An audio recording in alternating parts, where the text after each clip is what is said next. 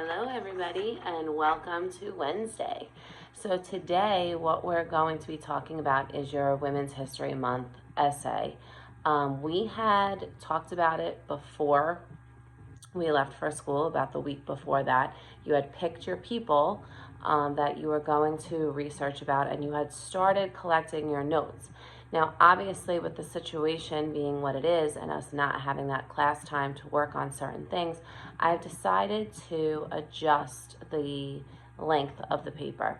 So initially, if you looked at the assignment, it's supposed to be 2 pages.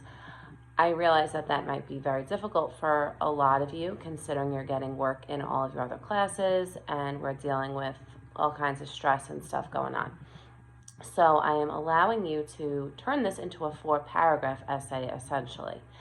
Now, that doesn't mean that if you feel that you have more information that you want to add additional paragraphs, please do that. Don't just ramble on and on in your paragraphs, because then it'll become confusing for the reader. But in those 4 paragraphs, we're going to go through it in detail in a second, but you need to make sure that you have the information that I was asking you for. So you know that you have 2 women you have to talk about. So your first body paragraph is going to be about the first woman that you choose, and that should be a woman that was born before 1990. So this can be any woman from history. She can have died already or she can still be living. The only thing that you have to worry about is that she was born before the year 1990 and that she made a positive impact on society or the world. Now, the second woman, who would turn into your third body paragraph, needs to be someone who was born 1990 or more recent.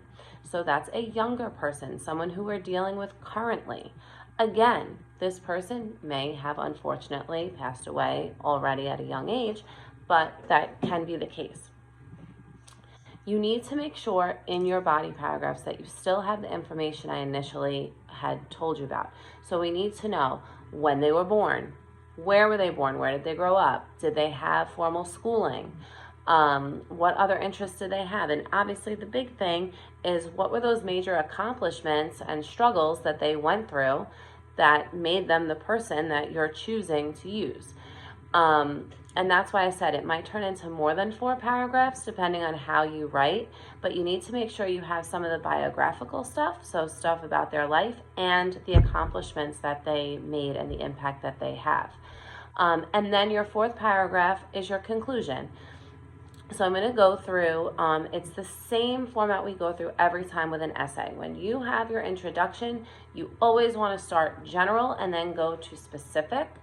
I did give you a little bit of, see how we can do this so you can see it. So we said like paragraph 1, your introduction, you go general to specific.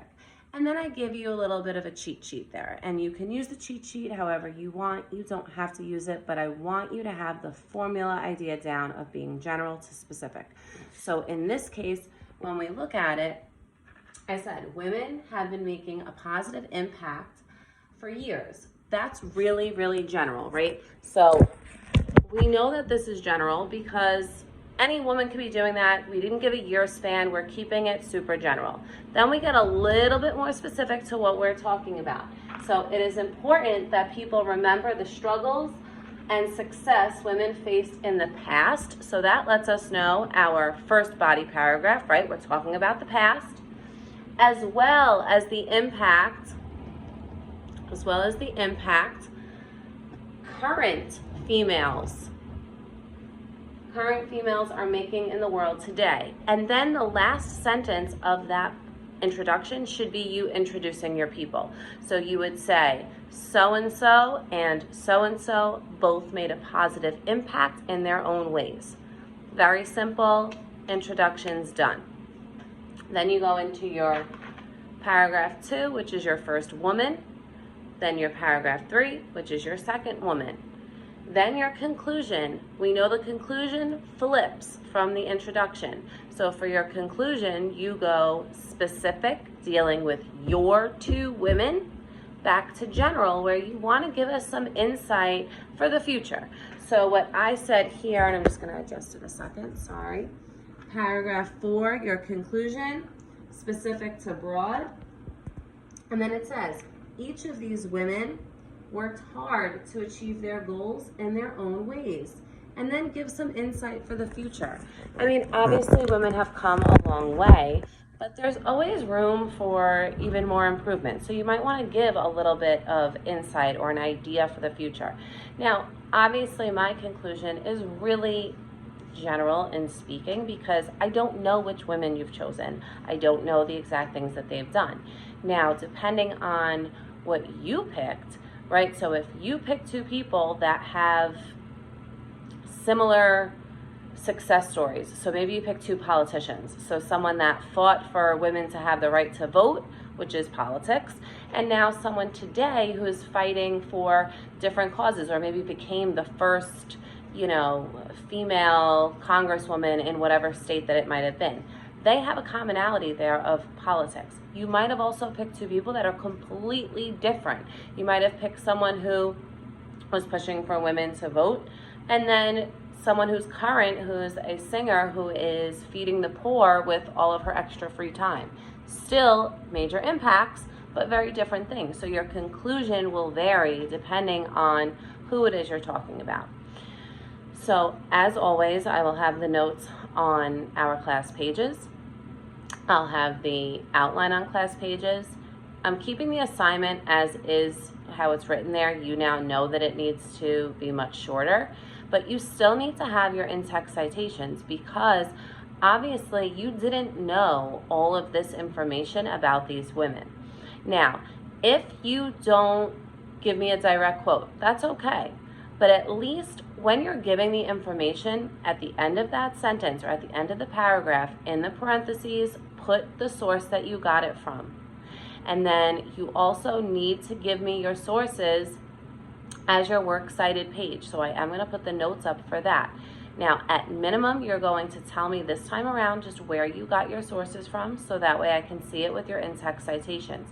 If you put a quote, obviously you do it the same way that we practiced yesterday, using that worksheet. You can use that as a reference guide. If you have any questions at all, email me, send me a message on PowerSchool. I get those messages. That's the chat that's constantly up on my screen all day long. So send me a message there. You can email me. If you see me on the GoGuardian, you can chat there, anywhere you want. I'm putting the due date for Friday. As you guys have known, I've been extending due dates because I know some of us are struggling to get those assignments in, but please make sure you go through this. If you have any questions at all, please reach out. Have a great day, and I'll be there for you. I miss you all.